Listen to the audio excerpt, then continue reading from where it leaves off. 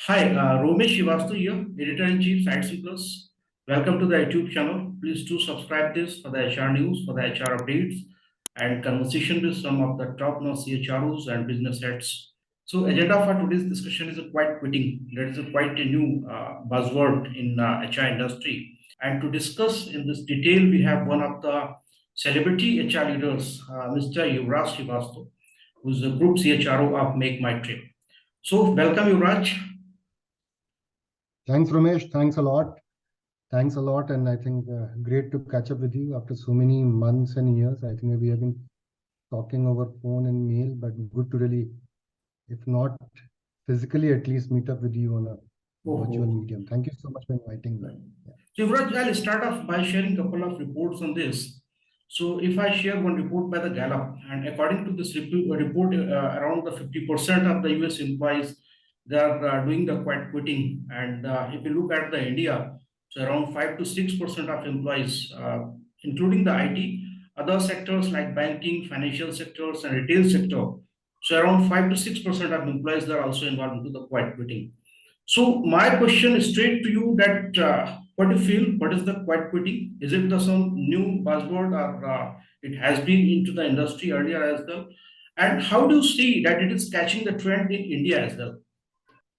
Quiet quitting is, as far as I see this, it has always been existing in the industry and the companies. I think it's a question of how do you really, uh, you know, coin a term, or how do you really define it. Way back, if I have to really uh, go back to one of the Gallup studies only, this is, I'm talking about early 2000s. It gave an example of or definition of engaged employee and satisfied employee, right? And what that study said is that satisfied employees are those who can come 9 to 5, work, get their salary, and go back home, right? I think they do what they are supposed to be doing. They do what the role demands. But the engaged employees are those who basically stretch. Engaged employees are those who basically go beyond the brief and do many more things besides what they are supposed to be doing as a role definition. And the organizations need to really identify who are the satisfied employees and convert them to engaged employees to get a better productivity and ensure that organization is hitting the ball out of the park in all the areas. So if I relate that article of Gallup itself and look at it from the lens of quiet quitting, I would see this is a refined version of that, right? Quiet quitting also means that people who are in the organization, they are working, but they are not fully committed and they are not fully engaged. I think they are somewhere at the back of their mind, not very sure that how long are they going to stay in the organization. Do they really need to look at some other avenues to really explore other opportunities? Or should they really put in their heart and soul in the job currently what they have? So I think quiet quitting, as far as I'm concerned, it's a question of an engaged employee and a satisfied employee. And most of the time you will see that opportunities are, uh, galore in the market. When the talent market is very hot, then obviously there'll be some set of people who would always be on a hunt, always be on a lookout for newer opportunities. And those are the guys who can really be termed as a quiet quitters in the organizations and systems.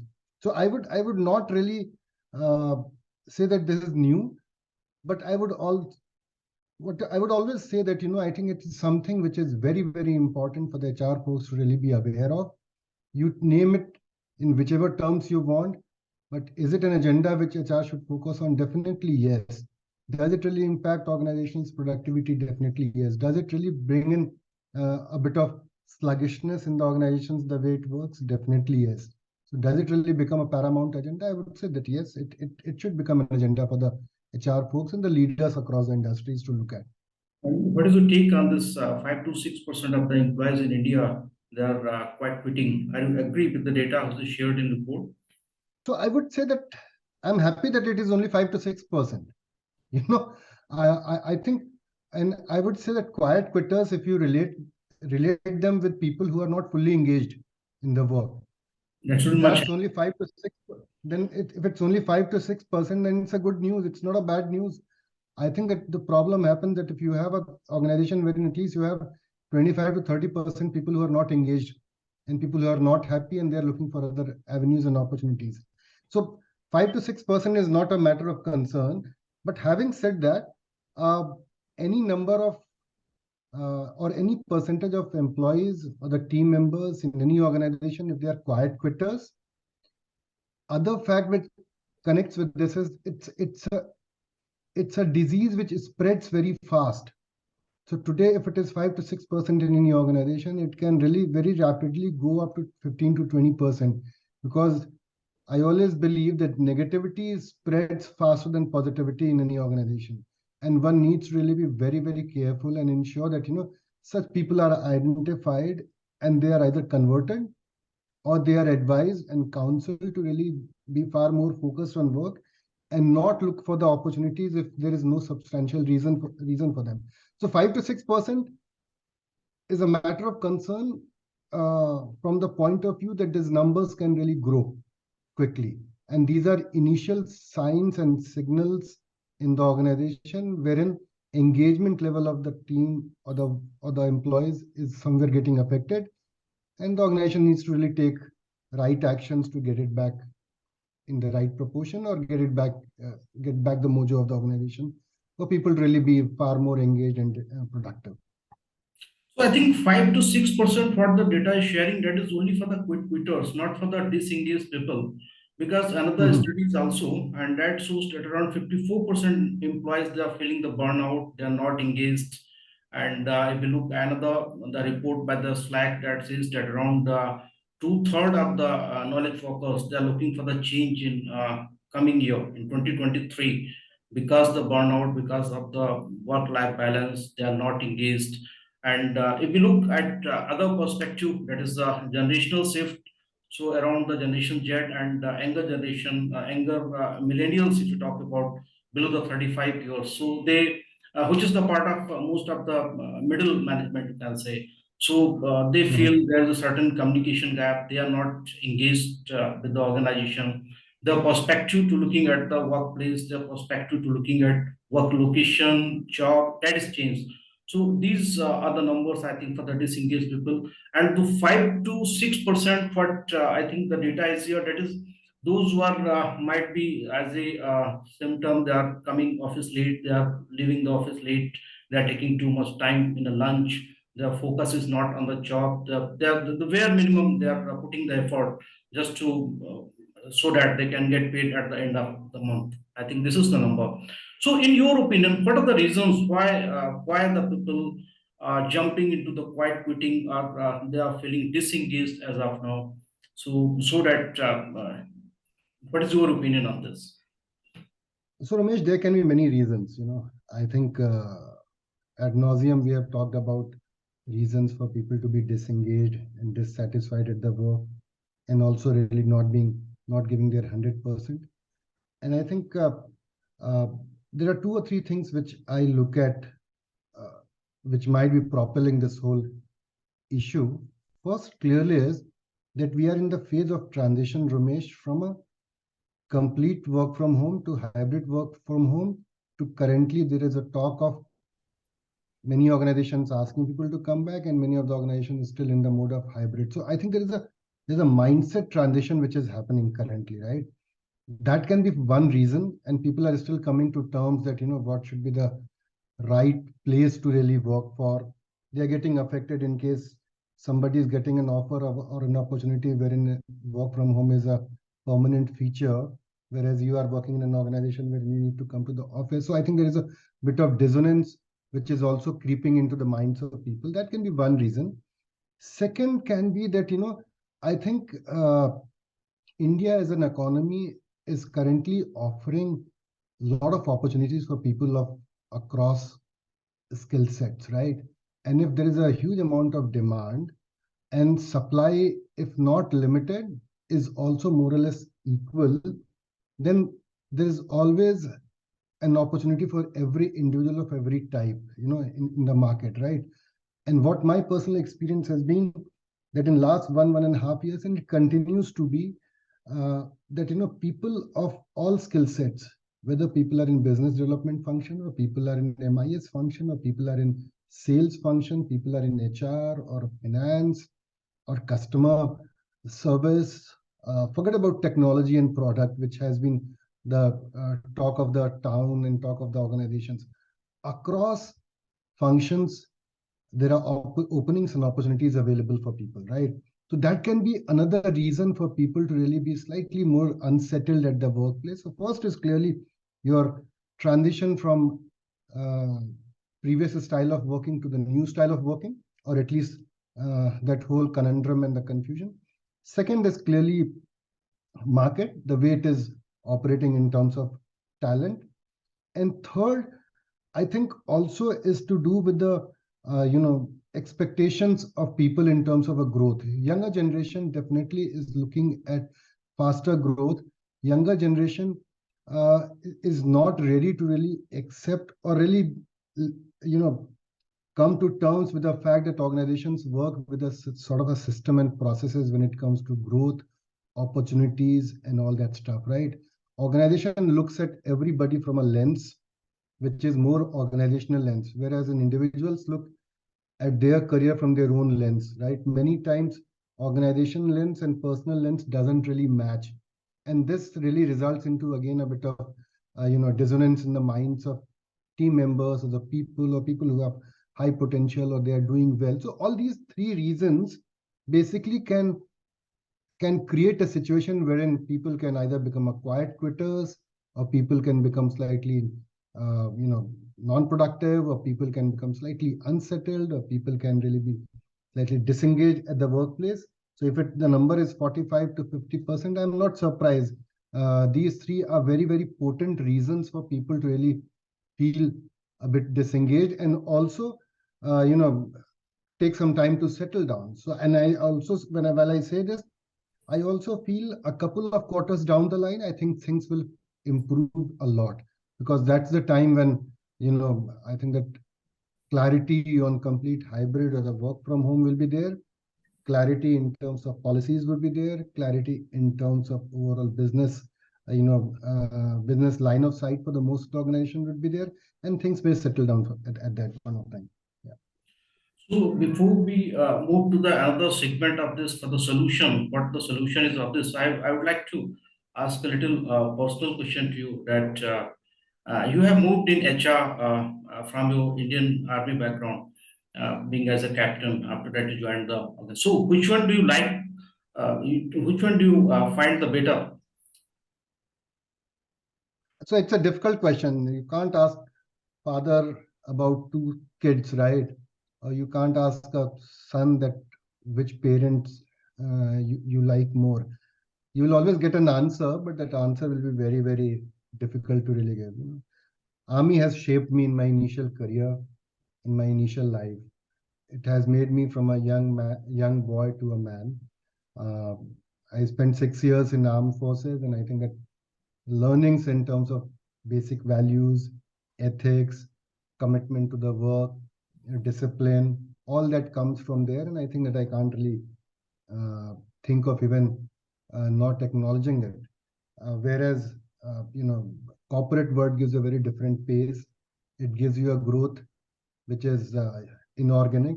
Army gives you an organic growth. Over a period of time, you can only grow to a certain level if you're doing well. Whereas a corporate sector gives you a very inorganic growth. Meritocracy is of a very different order. If you're doing well, you can really go to the next level very quickly.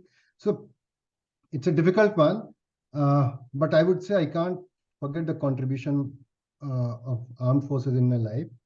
And I'm reaping the benefits of being a Fauji in the corporate world because of certain nuggets and learnings I've had from there. So I can't, and I think the corporate world had been a sort of a quite a good fit for me in terms of my character, personality, style of working, energy, what I want to really do. So I think that it was a right fitment for me to come to the corporate world and perhaps do reasonably well. Ramesh, that's how I answer your So let's question. not compare here. Which one is the better? So obviously, there's a much contribution of your army background also into the corporate world. So that taught you a lot of things. I think obviously that contribution. And if you're now we are looking to the solution part, that how the HR professionals can deal with quiet quitting, as well as how they can engage their employees in such a scenario where we see that around more than half of the workforce is not engaged. One thing which I have come to realize, being in human resource for last 25 years in the corporate world, is that there is no, substitute for connecting with people. That is one. And second, there is no substitute for really revamping and re-looking at your processes on a regular basis. These two things basically makes huge amount of difference. And why I say this, I'll tell you.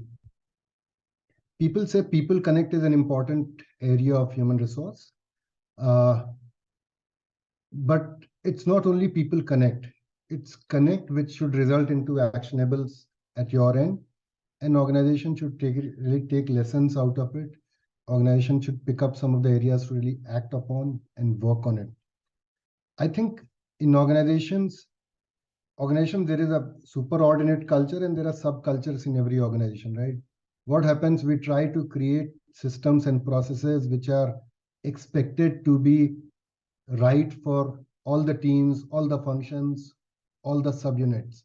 I think an ability of a human resource professional, I think if one starts connecting with individuals in the teams and try to find solutions for the teams which are right for them, apt for them, rather than really trying to fit in a solution for them which comes from somewhere else, will really help. So intensify personal connect and get to the pulse of the organizational, happening on a daily basis. That is first. Second, I think people are looking at fast careers. People are looking at work which is engaging and can also really show an impact. The second thing what I feel is, and what people can really do is, that start creating career ladder for every individual in every team. Right? That is again very important.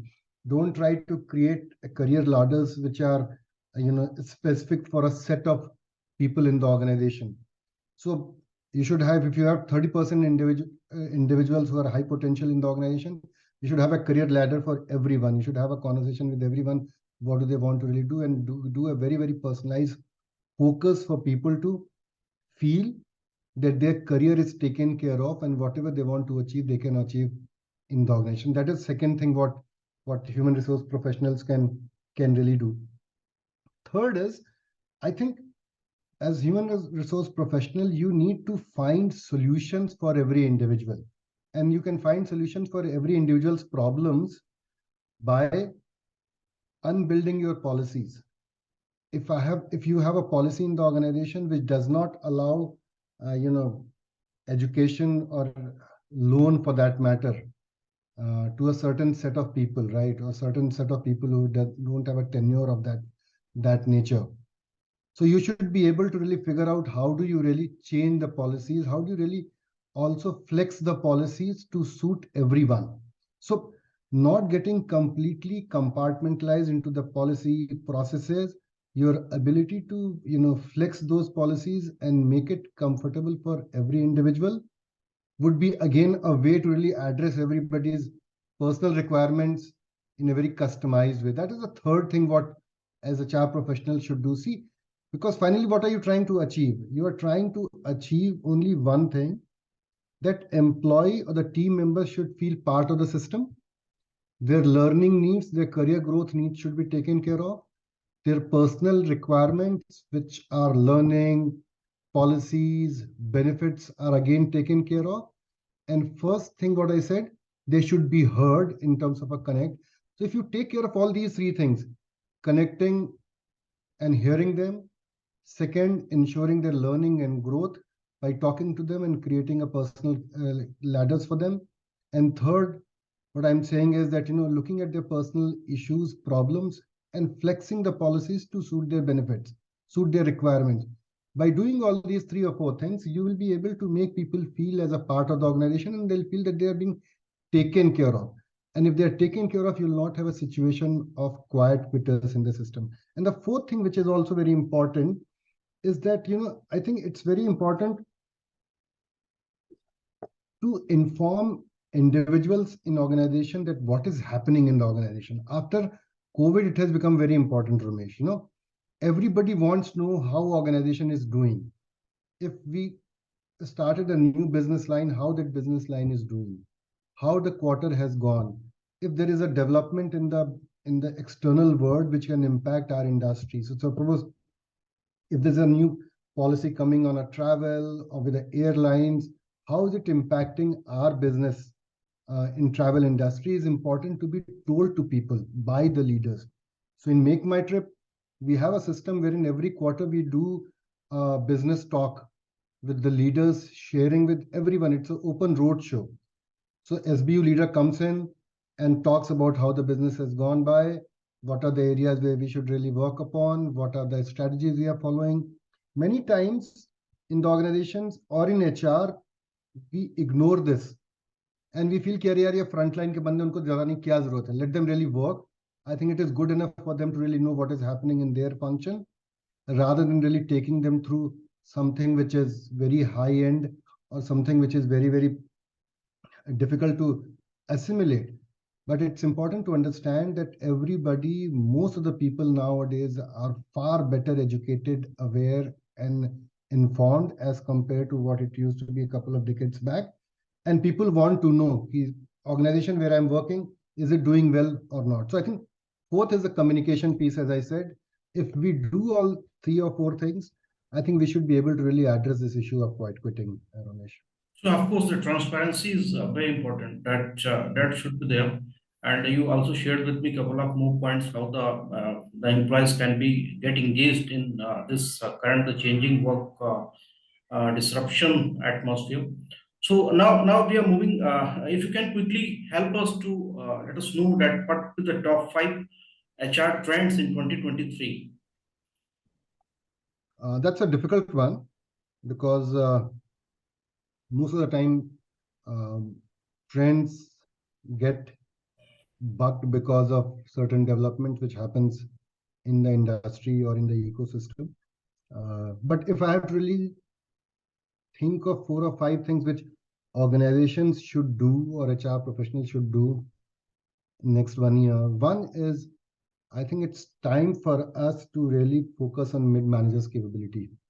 It's important for the organizations to understand that leaders are fine, frontline is fine, but your belly of the organization is your mid-level managers who have a span of 4 or 5 people working with them. We have talked a lot about first-time managers program, but I think next year should be focused on building people capability and coaching capability for that level. Because post-COVID, we have realized that there's a huge role which can really be played by the team members at mid-level, not only in functional delivery, but also providing leadership, counseling to the people who are below them, sort of thing. I think that's very important, and that should really be done. Second is, as human resource, we need to get very conscious of the manpower cost. And we should look at how manpower cost is spreading out, right? And you have seen what has happened in last 6 months or 8 months, how the downsizings have happened, how the hiring has happened in last couple of years. When things are good, many people are getting hired. When things are not great, people have to really be shelved and all that. So I think that manpower investments should be far more strategic and not knee-jerk, because it impacts people and it impacts careers. So I think that is again something which should really be done. Third, I would say, is loosening up of our controls by the human resource and opening up the policies to fit individuals. That's very important. Loosening up of control, and this will also get driven by the labor code, which is going to get introduced. It has been getting introduced for last couple of years. So labor code with the policy flexibility should be another area which people should really be focusing on. And fourth is workforce flexibility. Every organization will have to figure out their own ways of providing flexibility to their team members. I'm not saying that whether it is a hybrid or work from home or full office or a remote office, I'm not going there. I'm saying that every organization will have to figure out its own way of providing workflows flexibility, right? So that is the fourth one. And fifth, if I have to really say, build capability on talent acquisition in a very different way. I think talent acquisition has been a very strategic function, but now it also requires special skills and not only understanding market, but talent psychology, talent, aspirations, understanding market, understanding compensation, understanding levers of negotiations. That's become very important. And I think for fifth, I would say the talent acquisition specialists will have to be really handled very differently, and the capability in that bracket will have to be built by the organizations. These are the 4 or 5 things I would say are the trends for the 2023 promotion. So thank you so much, Yuvraj, for joining us and talking to us on the quiet quitting and some of the HR trends. Hopefully, we will connect again, and very soon we will discuss on any another pertinent topic. Thank you so much. Thanks a lot, Ramesh, and thanks a lot for inviting me, and kudos to you and your team for really driving Sightsin Plus and some great stuff through your publication. May God bless you all, and see you very soon, Ramesh. Thank you so much.